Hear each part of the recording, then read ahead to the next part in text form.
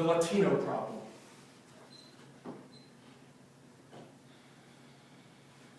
In the state of Utah, the Latino community has grown exponentially. In the last 25 years, it has grown from 5% of our population to approximately 12% of our population in the state of Utah today. If current trends continue, in the next 25 years, this population will represent 25% of the population of the state of Utah.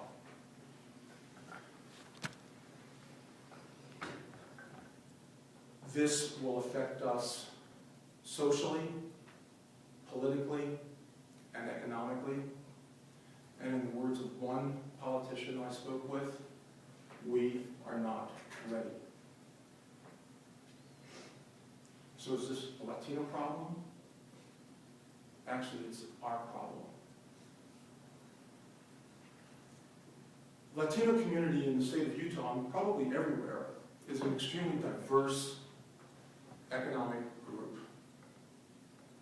It ranges from people who have been in this state for generations and do not speak Spanish, but they consider themselves to be Latino. And then you have people that are just coming across the border, legally or illegally, who did not speak English, representing probably close to a dozen countries from Mexico through Central and South America. They are diverse, hardworking, tax-paying, family-oriented, law-abiding, and successful.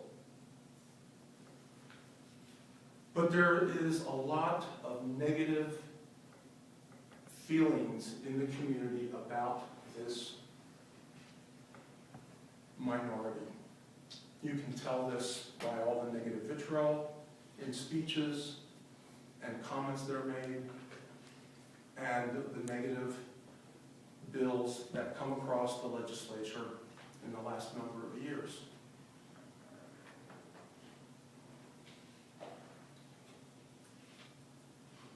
What are some of the negative misperceptions that we have against the Latino community?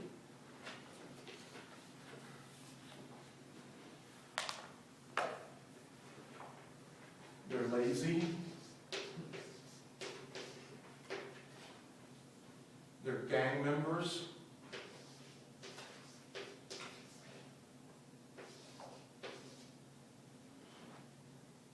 They put pressure on social services.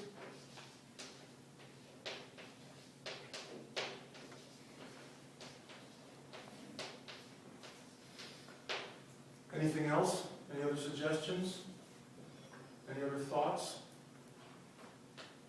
They take away jobs. They don't pay taxes.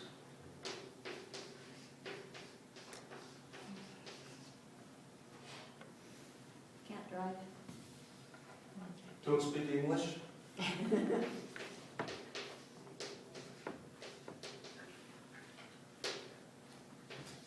They have lots of babies.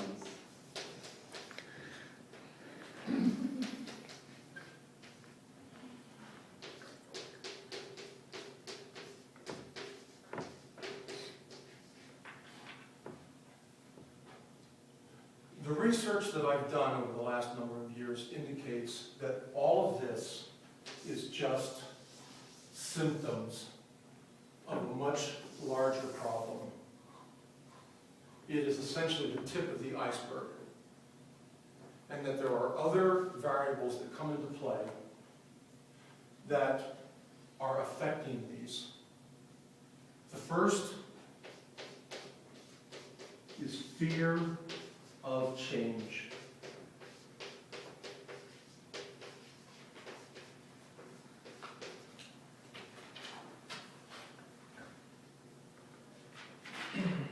Let me just quickly read something to you that really expresses what happens. When change happens, we feel threatened and are fearful. It affects us physically and emotionally. And if we perceive the change as personally targeted, our sense of fear magnifies. In this state of mind, our response to change is often irrational. We have instincts to fight or flight.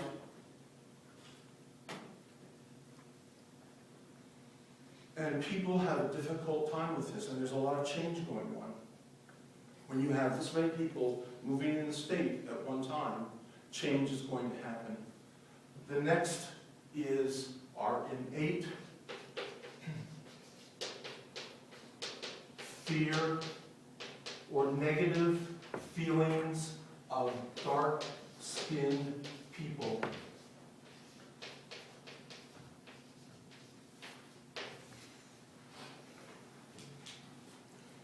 There is a study that's been done. It's called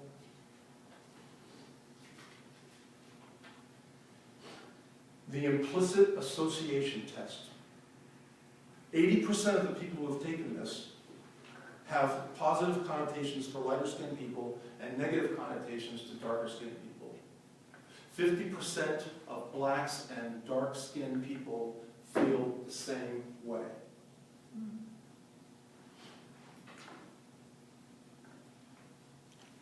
Underneath this is the constant reinforcement of these negative stereotyping through the mass media.